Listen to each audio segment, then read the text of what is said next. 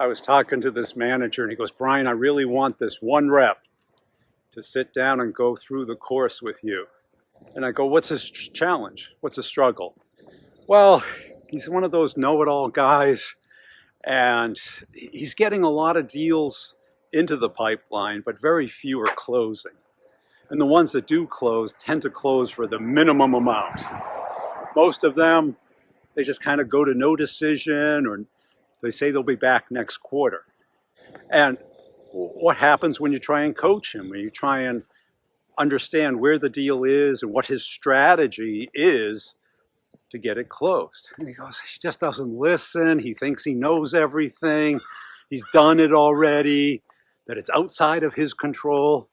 I go, so what you're telling me is that he thinks he already knows how to close these big deals that obviously aren't closing.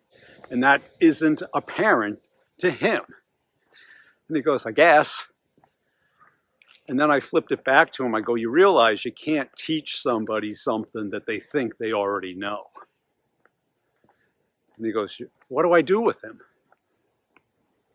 So you have a guy who can start deals but can't get it across the finish line because he doesn't understand how to control a deal at the very last stages. And he doesn't want to learn because he thinks he already knows it. What we have to do in sales is understand it's pretty complex.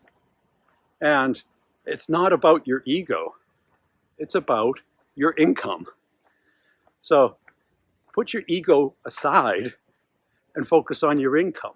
Focus on learning what it takes to get a company to change and issue you a big juicy purchase order.